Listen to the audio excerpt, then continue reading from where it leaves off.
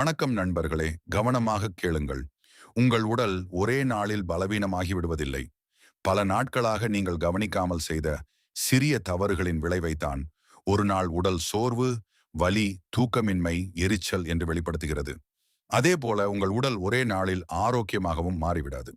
தினமும் நீங்கள் தொடர்ந்து செய்யும் சிறிய நல்ல பழக்கங்கள் தான் உங்கள் உடலை மெதுவாக வலிமையாக்குகின்றன. விலை உயர்ந்த உணவுகள் மட்டும் ஆரோக்கியத்தை தருவதில்லை. பெரிய உடற்பயிற்சி நிலையத்தில் சேர்வதால் மட்டும் ஆரோக்கியம் கிடைப்பதில்லை. அதிகமான மருந்துகளை வாங்கி வைத்திருப்பதும் ஆரோக்கியம் அல்ல. உங்கள் உடலுக்கு தேவையானதை சரியான நேரத்தில் கொடுத்து தேவையில்லாததை தவிர்ப்பதுதான் உண்மையான ஆரோக்கியம். இந்த காணொளியில் சொல்லப்படும் 10 பழக்கங்களில் உங்களால் முடிந்த 5 பழக்கங்களையாவது இன்று முதல் தொடர்ந்து செய்யத் தொடங்குங்கள். உங்கள் சக்தி, தூக்கம், மன அமைதி மற்றும் அன்றாட ஒழுங்கில் நல்ல மாற்றத்தை உணர இந்த பழக்கங்கள் உதவலாம். இந்த காணொளியை பாதியில நிறுத்தி விடாதீர்கள்.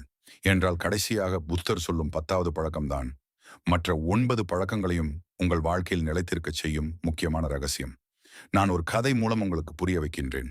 ஒரு நாள் அதிகாலை நேரம், மலைகளுக்கு நடுவே இருந்த அமைதியான ஒரு கிராமத்தில் நிலா என்ற அழகான இளம்பெண் வாழ்ந்து வந்தாள். அவளிடம் நல்ல வேலை இருந்தது, அழகான வீடு இருந்தது, அவளை நேசிக்கும் குடும்பமும் இருந்தது. ஆனால் அவளிடம் இல்லாத ஒன்றுதான் மனத்தையும் உடலையும் மகிழ்ச்சியாக வைத்திருக்கும் உண்மையான சக்தி. எப்போதும் சோர்வு. காலையில் எழுந்தவுடன் உடல் கனமாக இருந்தது. வேலை செய்யும் போது கண்கள் எரிந்தன. சில நாட்கள் சரியாக தூங்க முடியவில்லை. சில நாட்கள் காரணமே இல்லாமல் கோபம் வந்தது.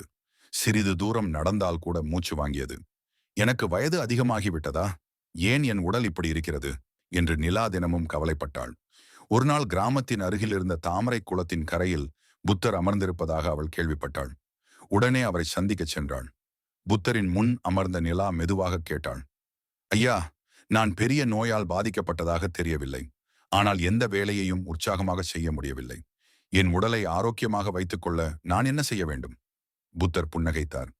அருகில் இருந்த தாமரை மலரை பார்த்தார். பிறகு நிலாவை நோக்கி சொன்னார், நிலா, தாமரை மலர் ஒரே நாளில் மலர்வதில்லை.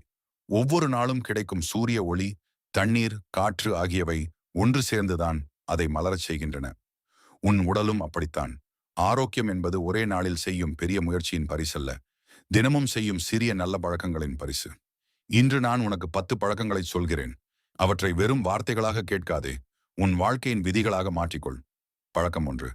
காலை எழுந்தவுடன் உடலுக்கு தண்ணீர் கொடுங்கள். புத்தர் அருகில் இருந்த ஒரு சிறிய குவளையில் தண்ணீரை எடுத்து நிலாவிடம் கொடுத்தார். இதை குடி என்றார். நிலா தண்ணீரை குடித்தாள். புத்தர் கேட்டார், ஒரு செடிக்கு பல நாட்கள் தண்ணீர் ஊற்றாமல் வைத்தால் என்ன நடக்கும்? அது வாடிவிடும் என்றாள் நிலா. அப்படியென்றால் உன் உடலுக்கு தேவையான தண்ணீரை கொடுக்காமல் இருப்பது எப்படி சரியாகும் என்று புத்தர் கேட்டார். நம்மில் பலர் காலையில் எழுந்தவுடன் முதலில் தேடுவது கைபேசியைத்தான். ஆனால் இரவு முழுவதும் தண்ணீர் அருந்தாமல் இருந்த உடல் காலையில் முதலில் எதிர்பார்ப்பது தண்ணீர். எழுந்தவுடன் உங்களுக்கு ஏற்ற அளவு தண்ணீர் குடிக்கும் பழக்கத்தை உருவாக்குங்கள். ஒரே நேரத்தில் அதிகமாக குடிக்க வேண்டிய அவசியமில்லை. சிறிது சிறிதாக நாள் முழுவதும் குடியுங்கள். தாகம் மிகவும் அதிகமாகும் வரை காத்திருக்காதீர்கள். உங்கள் அருகில் எப்போதும் ஒரு தண்ணீர் பாட்டிலை வைத்துக் கொள்ளுங்கள். வேலை செய்யும் போது 2 அல்லது 3 மணி நேரம் தண்ணீர் குடிக்காமல் மறந்து விடுபவராக இருந்தால் கைபேசியில் நினைவூட்டல் வைத்துக் கொள்ளுங்கள். பொதுவாக நாளொன்றுக்கு 6 முதல் 8 குவளை திரவம் என்பது ஒரு வழிகாட்டுதல் மட்டுமே. காலநிலை, உடற்பயிற்சி, உடல்நிலை, கர்ப்பம் மற்றும் மருந்துகளுக்கு ஏற்ப தேவை மாறலாம். சிறுநீரக அல்லது இதய பிரச்சினைக்காக மருத்துவர் தண்ணீரின் அளவை கட்டுப்படுத்த சொல்லியிருந்தால் பொதுவான அறிவுரையை பின்பற்றாமல் மருத்துவரின் வழிகாட்டுதலையே பின்பற்றுங்கள். புத்தர் நிலாவிடம் சொன்னார், தாகம் என்பது உடல் பேசும் மொழி. உடல் மெதுவாக பேசும்போதே கேள். அது கத்தும் நிலை வரும் வரை காத்திருக்காதே. இன்றிலிருந்து காலை எழுந்தவுடன் கைபேசியை பார்ப்பதற்கு முன் உங்கள் உடலுக்கு தண்ணீர் கொடுங்கள். நடக்கத் தொடங்கினார். நிலாவையும் தன்னுடன் நடக்க அழைத்தார். சிறிது நேரம் நடந்த பிறகு புத்தர் கேட்டார், நிலா, ஓடாமல் மெதுவாக நடந்தோம். இப்போது உன் உடலில் என்ன மாற்றம் தெரிகிறது? மனம் சற்று புத்துணர்ச்சியாக இருக்கிறது. உடலும் லேசாக இருக்கிறது என்றாள் நிலா. புத்தர் புன்னகைத்தார். உடல் இயக்கத்திற்காக படைக்கப்பட்டது, நீண்ட நேரம் அசையாமல் வைத்திருப்பதற்காக அல்ல. உடற்பயிற்சி என்ற வார்த்தையை கேட்டவுடன் பெரிய உடற்பயிற்சி நிலையம், கடுமையான பயிற்சி, வலி, வியர்வை என்று பயப்பட வேண்டாம். நடப்பதும் உடற்பயிற்சிதான். படிக்கட்டில் ஏறுவதும் உடற்பயிற்சிதான். வீட்டை சுத்தம் செய்வது, தோட்ட வேலை செய்வது, நடனமாடுவது, சைக்கிள் ஓட்டுவது, இவை அனைத்தும் உடலை இயக்கும் செயல்கள். தொடக்கத்தில் தினமும் 10 நிமிடங்கள் நடக்க தொடங்குங்கள். பிறகு 15 நிமிடங்கள், அதன் பிறகு 20 அல்லது 30 நிமிடங்களாக அதிகரியுங்கள்.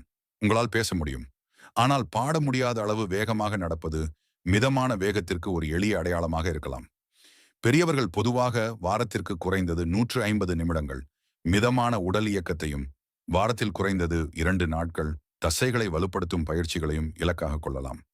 ஆனால் இதுவரை உடற்பயிற்சி செய்யாதவர் திடீரென்று கடுமையான பயிற்சியை தொடங்கக்கூடாது. சிறிய அளவில் தொடங்கி மெதுவாக அதிகரியுங்கள். உடல்நலக் குறைபாடு, நெஞ்சுவலி, மயக்கம் அல்லது மூச்சு திணறல் இருந்தால் மருத்துவ ஆலோசனை பெறுங்கள். புத்தர் சொன்னார், உன் உடல் சோர்வாக இருக்கிறது என்பதால் அசையாமல் இருக்காதே. உன் நிலைக்கு ஏற்ற மென்மையான இயக்கத்தை தொடங்கு. சில நேரங்களில் இயக்கமே உடலுக்கு மீண்டும் சக்தியை நினைவூட்டும். நிலா அன்று முதல் தினமும் மாலை 20 நிமிடங்கள் நடக்க முடிவு செய்தாள். நீங்களும் இன்றே முடிவு செய்யுங்கள். வாகனத்தை சிறிது தூரத்தில் நிறுத்திவிட்டு நடக்கலாம். லிப்டுக்கு பதிலாக படிக்கட்டை பயன்படுத்தலாம். தொலைபேசியில் பேசும்போது அறைக்குள் நடக்கலாம். ஒரு நாளின் சிறிய இயக்கங்கள் ஒன்று சேர்ந்து பெரிய மாற்றமாக மாறுகின்றன. வயிறு நிரப்புவதற்காக அல்ல, உடலை வளர்ப்பதற்காக சாப்பிடுங்கள். புத்தர் நிலாவை கிராம சந்தைக்கு அழைத்துச் சென்றார். ஒரு புறம் பல நிறங்களிலான காய்கறிகள், பழங்கள் மற்றும் தானியங்கள் இருந்தன. மற்றொரு புறம் அதிக எண்ணெய், சர்க்கரை மற்றும் உப்பு கொண்ட உணவுகள் இருந்தன. புத்தர் கேட்டார், இவற்றில் எது கண்களை கவர்கிறது? நிலா பதிலளித்தாள், அதிக எண்ணெய், இனிப்பு உள்ள உணவுகள்தான் உடனே ஆசையை ஏற்படுத்துகின்றன. ஆனால் எது உடலை நீண்ட காலம் பாதுகாக்கும் என்று புத்தர் கேட்டார். நிலா காய்கறிகள் மற்றும் பழங்களை சுட்டிக்காட்டினாள். புத்தர் சொன்னார், கண்களின் ஆசையை மட்டும் கேட்டு உணவை தேர்ந்தெடுக்காதே, உடலின் தேவையையும் கேள். ஆரோக்கியமான உணவு என்பது சுவையில்லாத உணவு என்று அர்த்தமல்ல. பல்வேறு வகையான உணவுகளை சரியான சமநிலையில் உட்கொள்வதுதான் முக்கியம்.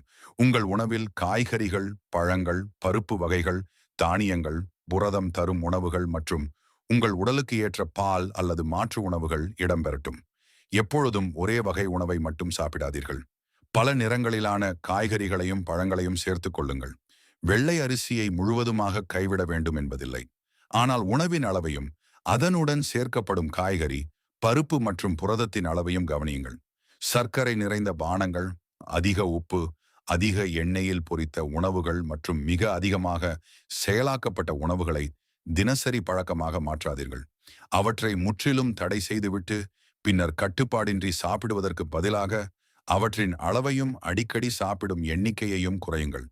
வீட்டில் சமைக்கும் உணவுக்கு முன்னுரிமை கொடுங்கள். உணவு பொட்டலங்களை வாங்கும்போது சர்க்கரை, உப்பு மற்றும் கொழுப்பின் அளவை கவனியுங்கள்.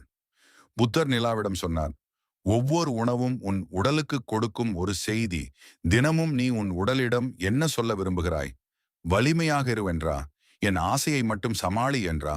உணவு உங்கள் எதிரி அல்ல. கட்டுப்பாடற்ற உணவு பழக்கம்தான் பிரச்சனை. உடலை தண்டிப்பதற்காக பட்டினி இருக்காதீர்கள். உடலை பராமரிப்பதற்காக நல்ல உணவை தேர்ந்தெடுங்கள். மதிய நேரத்தில் புத்தரும் நிலாவும் ஒரு மரத்தின் கீழ் அமர்ந்து உணவு சாப்பிட்டனர். நிலா வழக்கம் போல வேகமாக சாப்பிட்டாள். புத்தர் இன்னும் தனது முதல் சில கவளங்களையே மெதுவாக சாப்பிட்டுக் கொண்டிருந்தார். நிலா ஆச்சரியமாக கேட்டாள், ஐயா, ஏன் இவ்வளவு மெதுவாக சாப்பிடுகிறீர்கள்? புத்தர் சொன்னார், உணவை விழுங்குவதற்கு முன் அதன் சுவையை அறிய வேண்டும். வயிறு நிறைவதற்கு முன் மனம் அமைதியாக வேண்டும். தொலைக்காட்சியை பார்த்து கொண்டோ கைபேசியை தொடர்ந்து பயன்படுத்தி கொண்டோ உணவு சாப்பிடும்போது எவ்வளவு சாப்பிட்டோம் என்பதே நமக்கு தெரியாமல் போகலாம். அதனால் உணவுக்கு சில நிமிடங்களாவது முழு கவனம் கொடுங்கள். சிறிய கவளமாக எடுத்து சாப்பிடுங்கள். நன்றாக மென்று சாப்பிடுங்கள். ஒரு கவளத்தை முடிப்பதற்கு முன் அடுத்த கவளத்தை தயாராக வைத்திருக்காதீர்கள். வயிறு போதுமானதாக உணரத் தொடங்கும் போது நிறுத்துங்கள். உணவு மிகவும் சுவையாக இருக்கிறது என்பதற்காக வயிறு வலிக்கும் அளவுக்கு சாப்பிட வேண்டியதில்லை. அதே நேரத்தில் உணவை தவிர்த்து கடுமையான பசியை உருவாக்கிவிட்டு பின்னர் கட்டுப்பாடின்றி சாப்பிடுவதையும் தவிருங்கள். உங்கள் வேலை, மருந்துகள் மற்றும் உடல்நிலைக்கு ஏற்ற உணவு நேரத்தை அமைத்துக் கொள்ளுங்கள். ஒரு நாள் அதிகமாக சாப்பிட்டு விட்டால் அடுத்த நாள் முழுவதும் பட்டினி இருந்து உங்களை தண்டிக்காதீர்கள். அடுத்த உணவிலிருந்து வழக்கமான சமநிலைக்கு திரும்புங்கள். புத்தர் சொன்னார், ஒரு தவறு உன் பயணத்தை அழிக்காது, ஆனால் எல்லாம் கெட்டுவிட்டது என்று நினைத்து தொடர்ந்து தவறு செய்வதுதான் பயணத்தை மாற்றிவிடும். உணவை மெதுவாக சாப்பிடுவது என்பது உடல் ஆரோக்கியம் மட்டுமல்ல, அது சுயகட்டுப்பாட்டை பயிற்சி செய்யும் அமைதியான நேரம். இன்றைய உணவில் குறைந்தபட்சம் முதல் 5 நிமிடங்களாவது கைபேசி இல்லாமல், அவசரமில்லாமல் சாப்பிட்டு பாருங்கள். உணவின் நிறம், வாசனை, சுவை மற்றும் வயிற்றின் நிறைவு உணர்வை கவனியுங்கள். உடல் உங்களிடம் தினமும் பேசுகிறது. அதை கேட்கத் தொடங்குங்கள். அன்று இரவு நிலா புத்தரிடம் கேட்டாள். எனக்கு நிறைய வேலை இருக்கிறது. அதனால் இரவில் தாமதமாக தூங்குகிறேன். காலையில் சோர்வாக இருப்பது அதனால்தானா? புத்தர் ஒரு எண்ணெய் விளக்கை சுட்டிக்காட்டினார். இந்த விளக்கில் எண்ணெய் இல்லாமல் தொடர்ந்து எரியச் சொன்னால் என்ன நடக்கும்? அது அணைந்துவிடும் என்றாள் நிலா. அப்படி இருக்கும்போது ஓய்வு கொடுக்காமல் உன் உடல் மட்டும் தொடர்ந்து இயங்க வேண்டும் என்று ஏன் எதிர்பார்க்கிறாய்? தூக்கம் சோம்பேறித்தனம் அல்ல. அது அடுத்த நாளுக்காக உடலும் மனமும் தயாராகும் நேரம். பெரும்பாலான ஆரோக்கியமான பெரியவர்களுக்கு பொதுவாக 7 முதல் 9 மணி நேரம் தூக்கம் தேவைப்படலாம். ஆனால் ஒவ்வொருவரின் தேவையும் மாறுபடும். தினமும் வெவ்வேறு நேரத்தில் படுப்பதும் வெவ்வேறு நேரத்தில் எழுவதும் உடலின் ஒழுங்கை குழப்பலாம். முடிந்தவரை ஒரே நேரத்தில் படுக்கவும் ஒரே நேரத்தில் எழவும் முயற்சி செய்யுங்கள். தூங்குவதற்கு முன் கைபேசியில் முடிவில்லாமல் காணொளிகளை பார்ப்பதை நிறுத்துங்கள். அறையின் வெளிச்சத்தை குறையுங்கள். அடுத்த நாள் செய்ய வேண்டியவற்றை ஒரு காகிதத்தில் எழுதிவிட்டு மனதை விடுவியுங்கள். மாலை அல்லது இரவு நேரத்தில் அதிகமான கஃபைன் உங்களுக்கு தூக்கத்தை பாதிக்கிறதா என்பதை கவனியுங்கள். படுக்கைக்கு முன் கடுமையான விவாதங்கள், வேலை தொடர்பான அழுத்தம் மற்றும் பயமூட்டும் செய்திகளை தவிர்க்க முயற்சி செய்யுங்கள். சில நிமிடங்கள் அமைதியாக மூச்சை கவனியுங்கள். நன்றாக தூங்க முடியாத நாள் வந்தால் பயப்படாதீர்கள். ஆனால் பல வாரங்களாக தூக்கமின்மை தொடர்ந்தால், தினசரி வாழ்க்கை பாதிக்கப்பட்டால் அல்லது தூக்கத்தின் போது மூச்சு நிற்பது, கடுமையான குரட்டை போன்ற அறிகுறிகள் இருந்தால் மருத்துவ ஆலோசனை பெறுங்கள். புத்தர் நிலாவிடம் சொன்னார், இரவை வெல்ல முயற்சி செய்யாதே. இரவுடன் ஒத்துழை. இருள் வந்தால் உடலுக்கு ஓய்வு கொடு. காலை வந்தால் புதிய சக்தியுடன் எழு. இன்றிலிருந்து தூங்குவதற்கு 30 நிமிடங்களுக்கு முன் கைபேசியை ஒதுக்கி வைத்து உங்கள் உடலுக்கு ஓய்வுக்கான அறிகுறியை வழங்குங்கள். ஒரே இடத்தில் அமர்ந்திருக்காதீர்கள். அடுத்த நாள் புத்தர் நிலாவை ஒரு சிறிய குளத்தருகே அழைத்துச் சென்றார். குளத்தின் ஒரு புறம் தண்ணீர் மெதுவாக ஓடிக்கொண்டிருந்தது. மற்றொரு புறம் தண்ணீர் அசையாமல் தேங்கியிருந்தது. புத்தர் கேட்டார், இதில் எந்த பகுதி தெளிவாக இருக்கிறது? ஓடிக்கொண்டிருக்கும் தண்ணீர்தான் என்றாள் நிலா. புத்தர் சொன்னார், நீ உடற்பயிற்சி செய்தாலும் நாள் முழுவதும் அசையாமல் அமர்ந்திருந்தால் உடலுக்கு அது சுமையாக மாறலாம். அலுவலகத்தில் வேலை செய்பவர்கள், வாகனம் ஓட்டுபவர்கள், படிப்பவர்கள் மற்றும் வீட்டில் நீண்ட நேரம் தொலைக்காட்சி பார்ப்பவர்கள் அனைவரும் நீண்ட நேரம் அமர்ந்திருக்கும் பழக்கத்தை கவனிக்க வேண்டும். 1 மணி நேரத்திற்கு ஒரு முறை எழுந்து 2 அல்லது 3 நிமிடங்கள் நடப்பதற்கான நினைவூட்டலை வைத்துக் கொள்ளலாம்.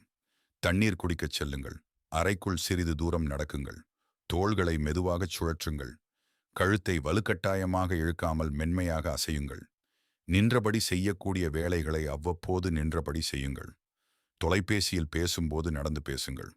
வீட்டில் விளம்பர இடைவேளை வந்தால் எழுந்து சிறிது அசையுங்கள். கணினி முன் அமரும்போது திரை மிகவும் கீழே இருக்காமல் பார்த்து கொள்ளுங்கள். முதுகிற்கு ஆதரவு கிடைக்கும்படி அமருங்கள். கால்களை இயல்பாக வையுங்கள். ஒரே சரியான உட்காரும் நிலையை மணிக்கணக்கில் வைத்திருப்பதற்கு பதிலாக உடல் நிலையை அடிக்கடி மாற்றுவது முக்கியம். புத்தர் சொன்னார், ஒரு நாளில் 30 நிமிடங்கள் நடந்துவிட்டு மீதமுள்ள நேரமெல்லாம் சிலையாக அமர்ந்திருக்காது. உன் நாளின் ஒவ்வொரு பகுதியில் சிறிய இயக்கங்களை சேர்த்துக்கொள். உடற்பயிற்சி செய்ய நேரமில்லை என்று சொல்பவர்கள் முதலில் உடலை இயக்க சிறிய வாய்ப்புகளை தேடுங்கள். 5 நிமிடங்கள் கிடைத்தால் 5 நிமிடங்கள் நடக்கவும். 2 நிமிடங்கள் கிடைத்தால் எழுந்து நிற்கவும். சிறிய இயக்கத்தை அற்பமாக நினைக்காதீர்கள். ஒவ்வொரு இயக்கமும் கணக்கில் சேர்கிறது. பழக்கம் 7. உடல் சுத்தத்தையும் வாய் சுத்தத்தையும் அலட்சியம் செய்யாதீர்கள். புத்தர் நிலாவிடம் ஒரு அழகான வெள்ளை துணியை காட்டினார். அதில் ஒரு சிறிய கரும்புள்ளி இருந்தது. இந்த துணியில் உன் கவனம் எங்கு செல்கிறது என்று கேட்டார். அந்த கரும்புள்ளியில்தான் என்றாள் நிலா. புத்தர் சொன்னார், சிறியதாக தெரியும் அலட்சியமும் தொடர்ந்து சேர்ந்தால் பெரிய பிரச்சனையாக மாறலாம். தினசரி சுத்தம் என்பது வெளிப்புற அழகுக்காக மட்டுமல்ல, உடலை மதிப்பதற்கான அடிப்படை பழக்கம். கழிவறையை பயன்படுத்திய பிறகு உணவு தயாரிப்பதற்கு முன், சாப்பிடுவதற்கு முன் மற்றும் தேவையான பிற நேரங்களில் கைகளை சரியாக கழுவுங்கள். வியர்வை அதிகமாகும் நாட்களில் உடலை சுத்தமாக வைத்துக் கொள்ளுங்கள். தினமும் சுத்தமான உடையை அணியுங்கள். உடற்பயிற்சிக்கு பிறகு ஈரமான உடையிலேயே நீண்ட நேரம் இருக்காதீர்கள். தனிப்பட்ட துண்டு, பல் துளக்கி போன்றவற்றை பகிர்ந்து பயன்படுத்தாதீர்கள். வாய் சுத்தத்தையும் மறந்துவிடாதீர்கள். ஃப்ளூரைடு கொண்ட பற்பசையை பயன்படுத்தி காலை அல்லது உங்களுக்கு ஏற்ற மற்றொரு நேரத்திலும் இரவு படுக்கச் செல்லும் முன்பும் ஒரு நாளுக்கு 2 முறை சுமார் 2 நிமிடங்கள் பல் துலக்குவது பரிந்துரைக்கப்படுகிறது. பற்களின் முன்புறம் மட்டும் அல்லாமல் உள்புறம் மற்றும் கடிக்கும் பகுதிகளையும் சுத்தம் செய்யுங்கள். பற்களுக்கு இடையில் சிக்கியுள்ள உணவுத் துகள்களை அகற்ற உங்களுக்கு ஏற்ற முறையை பற்றி பல் மருத்துவரிடம் கேட்டறியுங்கள். பல் வலி வரும் வரை பல் மருத்துவரை சந்திக்காமல் காத்திருக்காதீர்கள். ஈறுகளில் தொடர்ந்து இரத்தம் வருதல், வீக்கம், வாய் துர்நாற்றம் அல்லது பல்வலி இருந்தால் கவனிக்காமல் விடாதீர்கள். புத்தர் நிலாவிடம் சொன்னார், உன் உடலை பராமரிப்பது அகந்தை அல்ல, அது உனக்கு வழங்கப்பட்ட வாழ்க்கையை மதிப்பது. உங்கள் உடல் தினமும் உங்களுடன் இருக்கிறது. அதற்காக தினமும் சில நிமிடங்களை ஒதுக்குங்கள். பழக்கமிட்டு மன அழுத்தத்தை உடலுக்குள் சேமித்து வைக்காதீர்கள். நிலா புத்தரிடம் கேட்டாள், நான் நல்ல உணவு சாப்பிட்டாலும் சில நாட்கள் உடல் மிகவும் சோர்வாக இருக்கிறது. ஏன்? புத்தர் ஒரு கனமான கல்லை அவளிடம் கொடுத்தார். இதை கையில் பிடித்துக்கொள் என்றார். சில நிமிடங்களில் நிலாவின் கை வலிக்கத் தொடங்கியது.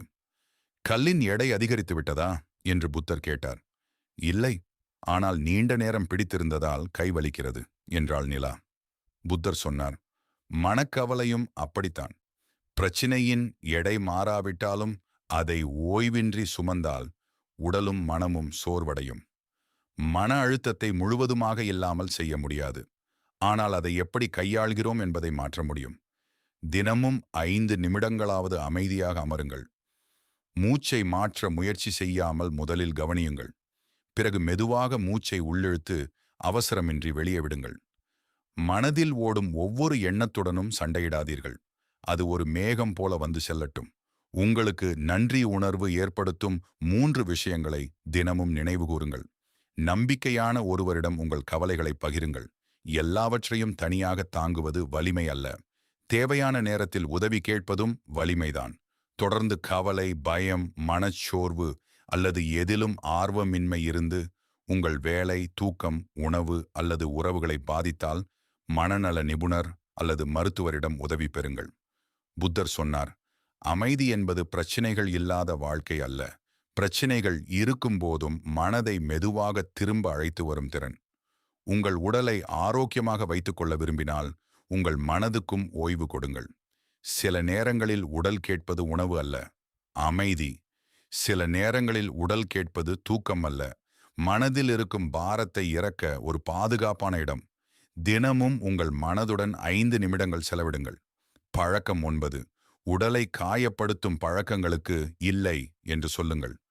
புத்தர் நிலாவிடம் 2 பாதைகளை காட்டினார். ஒரு பாதை ஆரம்பத்தில் மிகவும் அழகாக இருந்தது, ஆனால் சிறிது தூரத்தில் இருளுக்குள் சென்றது. மற்றொரு பாதை ஆரம்பத்தில் ஏற்றமாகவும் கடினமாகவும் இருந்தது, ஆனால் அதன் முடிவில் வெளிச்சம் இருந்தது. புத்தர் கேட்டார், எந்த பாதையை தேர்ந்தெடுப்பாய்? முடிவில் வெளிச்சம் இருக்கும் பாதையை என்றாள் நிலா. புத்தர் சொன்னார், சில தவறான பழக்கங்கள் தொடக்கத்தில் சுகத்தை தருவது போல தோன்றும், ஆனால் அவற்றின் விலையை உடல் பின்னர் செலுத்தும். புகைப்பிடித்தல், புகையிலை பொருட்கள் மற்றும் உடலை பாதிக்கும் போதைப் பழக்கங்களை தொடங்காதீர்கள். ஏற்கனவே அந்த பழக்கம் இருந்தால் நான் பலவீனமானவன் என்று உங்களை அவமதிக்காதீர்கள். உதவி பெற்று அதை நிறுத்தும் திட்டத்தை தொடங்குங்கள். ஒரே முயற்சியில் முடியாமல் போனால் மீண்டும் முயற்சி செய்யுங்கள். மருத்துவர், மருந்தாளர் அல்லது புகைப்பிடிப்பை நிறுத்த உதவும் சேவைகளின் ஆதரவை பயன்படுத்துங்கள். மது அருந்தாதவர் ஆரோக்கியத்திற்காக புதிதாக தொடங்க வேண்டியதில்லை. மது அருந்துபவர் அதன் அளவு, அடிக்கடி அருந்தும் நாட்கள் மற்றும் அது தூக்கம், மனநிலை, வேலை, குடும்பம் ஆகியவற்றை எவ்வாறு பாதிக்கிறது என்பதை நேர்மையாக கவனிக்க வேண்டும். உடல் ஆரோக்கியத்தை பாதுகாக்கும் முடிவு நண்பர்களின் அழுத்தத்தை விட முக்கியமானது. ஒரு நாள் மட்டும் என்று தொடங்குவது சில நேரங்களில் தினசரி பழக்கமாக மாறலாம். அதனால் எல்லைகளை முன்கூட்டியே முடிவு செய்யுங்கள். புத்தர் சொன்னார், உன்னை நேசிப்பது என்றால் உனக்கு பிடித்த அனைத்தையும் அனுமதிப்பது அல்ல. உன்னை அழிக்கும் ஒன்றை தைரியமாக மறுப்பதும் சுய அன்புதான். ஒருவர் உங்களை தவறான பழக்கத்திற்கு அழைத்தால் நீண்ட விளக்கம் தேவையில்லை. வேண்டாம், இது என் உடலுக்கு ஏற்றது அல்ல என்று உறுதியாகச் சொல்லுங்கள். 1 நிமிட சுகத்திற்காக பல ஆண்டுகளின் ஆரோக்கியத்தை அடகு வைக்காதீர்கள். பழக்கம் 10. உடல் சொல்லும் எச்சரிக்கைகளை கேளுங்கள். தொடர்ச்சியை உருவாக்குங்கள். நிலா புத்தரிடம் கேட்டாள், இந்த 10 பழக்கங்களையும் சில நாட்கள் செய்துவிட்டு மறந்துவிட்டால் என்ன செய்வது? புத்தர் தாமரை குளத்தின் அருகில் இருந்த சிறிய செடியை காட்டினார். இந்த செடிக்கு இன்று 10 குடம் தண்ணீர் ஊற்றிவிட்டு அடுத்த 30 நாட்கள் தண்ணீர் கொடுக்காமல் இருந்தால் அது நன்றாக வளருமா? இல்லை, என்றாள் நிலா. அப்படியென்றால் ஒரே நாளில் அதிகமாக உடற்பயிற்சி செய்து அடுத்த பல நாட்கள் எதுவும் செய்யாமல் இருப்பதால் உடல் எப்படி மாறும்? நிலா அமைதியாக புரிந்து கொண்டாள். ஆரோக்கியத்தை உருவாக்குவது தீவிரம் அல்ல, தொடர்ச்சிதான். ஒரே நாளில் 10 பழக்கங்களையும் முழுமையாக மாற்ற முயற்சி செய்யாதீர்கள். முதலில் 2 பழக்கங்களை தேர்ந்தெடுங்கள். உதாரணமாக காலை தண்ணீர் குடிப்பது மற்றும் 20 நிமிடங்கள் நடப்பது. அதை 7 நாட்கள் தொடர்ந்து செய்யுங்கள். பிறகு தூக்க நேரத்தை சரி செய்யுங்கள். அடுத்ததாக உணவு பழக்கத்தை மேம்படுத்துங்கள். ஒவ்வொரு நாளும் செய்த பழக்கத்திற்கு ஒரு குறியீடு போடுங்கள். ஒரு நாள் தவறிவிட்டால் என்னால் முடியாது என்று நிறுத்தாதீர்கள். அடுத்த நாளை மீண்டும் தொடங்குங்கள். 2 நாட்கள் தொடர்ந்து தவறவிடாமல் இருக்க முயற்சி செய்யுங்கள். அதே நேரத்தில் உங்கள் உடல் காட்டும் எச்சரிக்கைகளை அலட்சியம் செய்யாதீர்கள். பல நாட்களாக நீடிக்கும் கடுமையான சோர்வு, விளக்க முடியாத எடை மாற்றம், தொடர்ச்சியான வலி, நெஞ்சுவலி, மூச்சு திணறல், மயக்கம், இரத்தப்போக்கு அல்லது வேறு கவலைக்குரிய மாற்றங்கள் இருந்தால் வீட்டு வைத்தியத்தில் மட்டும் நம்பிக்கை வைத்து தாமதிக்காதீர்கள். தகுதியான மருத்துவ நிபுணரை அணுகுங்கள். புத்தர் சொன்னார், உடலை பராமரிப்பது என்பது நோய் வந்த பின் மட்டும் கவனிப்பதல்ல, தினமும் அதை கவனிப்பதும் அது உதவி கேட்கும் போது உடனே பதிலளிப்பதும் ஆகும். உங்கள் உடலை மற்றவர்களின் உடலுடன் ஒப்பிடாதீர்கள். ஒருவரால் 1 மணி நேரம் ஓட முடியும் என்பதற்காக நீங்களும் முதல் நாளே ஓட வேண்டியதில்லை. உங்கள் தொடக்க நிலையை மதியுங்கள். நேற்றைய உங்களை விட இன்று ஒரு சிறிய நல்ல முடிவை எடுங்கள். அதுதான் உண்மையான முன்னேற்றம், உணர்ச்சி பூர்வமான நிறைவு. 30 நாட்கள் கடந்தன. நிலா மீண்டும் தாமரை குளத்திற்கு வந்தாள். அவளுடைய முகத்தில் முன்பிருந்த சோர்வு குறைந்திருந்தது. கண்களில் நம்பிக்கை தெரிந்தது. அவள் புத்தரிடம் மகிழ்ச்சியாகச் சொன்னாள், ஐயா, என் வாழ்க்கையில் எல்லாமே ஒரே நாளில் மாறவில்லை. ஆனால் நான் மாறத் தொடங்கி இருக்கிறேன். காலையில் தண்ணீர் குடிக்கிறேன். தினமும் நடக்கிறேன். உணவை கவனமாக தேர்ந்தெடுக்கிறேன். இரவில் கைபேசியை ஒதுக்கி வைத்து நேரத்திற்கு தூங்க முயற்சி செய்கிறேன். வேலைக்கிடையில் எழுந்து நடக்கிறேன். மனம் சோர்ந்தால் அமைதியாக மூச்சை கவனிக்கிறேன். சில நாட்கள் தவறுகிறேன். ஆனால் இப்போது முற்றிலுமாக நிறுத்தி விடுவதில்லை. அடுத்த நாளே மீண்டும் தொடங்குகிறேன். புத்தர் புன்னகைத்தார். இப்பொழுது நீ ஆரோக்கியத்தின் உண்மையான ரகசியத்தை அறிந்துவிட்டாய். நிலா கேட்டாள், அந்த ரகசியம் என்ன? புத்தர் சொன்னார், உன் உடல் உனக்கு வாழ்நாள் முழுவதும் கிடைத்திருக்கும் ஒரே வீடு. அந்த வீட்டை வெறுக்காதே. மற்றவர்களின் வீட்டுடன் ஒப்பிடாதே. அது சேதமடைந்த பிறகு மட்டும் கவனிக்காதே. ஒவ்வொரு நாளும் சிறிது நேரம் அதை சுத்தப்படுத்து. நல்ல உணவு கொடு, போதுமான தண்ணீர் கொடு, இயக்கத்தை கொடு, ஓய்வை கொடு, அமைதியை கொடு. அது உதவி கேட்டால் கேட்டு பதிலளி. நீ உன் உடலை கவனித்தால் அது உன் கனவுகளை நிறைவேற்ற உன்னை தாங்கிச் செல்லும். நண்பர்களே, நாம் சம்பாதித்த பணத்தை மீண்டும் சம்பாதிக்கலாம். இழந்த பொருட்களை மீண்டும் வாங்கலாம். சில வாய்ப்புகள் தவறினால் புதிய வாய்ப்புகளை உருவாக்கலாம். ஆனால் உடல் தொடர்ந்து அனுப்பும் எச்சரிக்கைகளை அலட்சியம் செய்து ஆரோக்கியத்தை இழந்துவிட்டால் அதை மீண்டும் பெறுவதற்கு அதிகமான நேரமும் முயற்சியும் தேவைப்படலாம். அதனால் நாளை முதல் அல்ல, அடுத்த திங்கட்கிழமை முதல் அல்ல, புதிய மாதம் முதல் அல்ல, இந்த நொடியிலிருந்தே ஒரு நல்ல பழக்கத்தை தொடங்குங்கள். இப்பொழுது ஒரு குவளை தண்ணீர் குடியுங்கள். இன்று 10 நிமிடங்கள் நடக்க முடிவு செய்யுங்கள். இரவு சரியான நேரத்தில் தூங்க முடிவு செய்யுங்கள். உங்கள் அடுத்த உணவில் ஒரு நல்ல மாற்றம் செய்யுங்கள். முழுமையாக மாற வேண்டிய அவசியமில்லை. தொடங்கினால் போதும். மெதுவாக செல்லலாம். ஆனால் நிறுத்திவிடாதீர்கள். இந்த 10 பழக்கங்களில் நீங்கள் இன்று முதல் தொடங்க போகும் முதல் பழக்கம் எது? தண்ணீர், நடைப்பயிற்சி, நல்ல உணவு, தூக்கம் அல்லது மன அமைதி என்று கமெண்டில் எழுதுங்கள். நீங்கள் எழுதும் அந்த ஒரு வார்த்தை உங்களுக்கே நீங்கள் கொடுக்கும் ஒரு வாக்குறுதியாக இருக்கட்டும். இந்த காணொளி பயனுள்ளதாக இருந்தால் லைக் செய்யுங்கள். ஆரோக்கியத்தை அலட்சியம் செய்யும் உங்கள் குடும்பத்தினர் மற்றும் நண்பர்களுடன் இந்த காணொளியை பகிருங்கள். இப்படிப்பட்ட வாழ்க்கையை மாற்றும் பயனுள்ள அறிவுரைகளை தொடர்ந்து கேட்க நமது சேனலை சப்ஸ்கிரைப் செய்து பெல் ஐகானை அழுத்துங்கள். நினைவில் வைத்துக் கொள்ளுங்கள், பெரிய மாற்றம் என்பது ஒரே நாளில் எடுக்கும் பெரிய முடிவு அல்ல, ஒவ்வொரு நாளும் மீண்டும் எடுக்கும் சிறிய நல்ல முடிவு. உங்கள் உடலை நேசியுங்கள். உங்கள் உடலை பாதுகாத்துக் கொள்ளுங்கள். ஆரோக்கியமாக வாழுங்கள். நன்றி.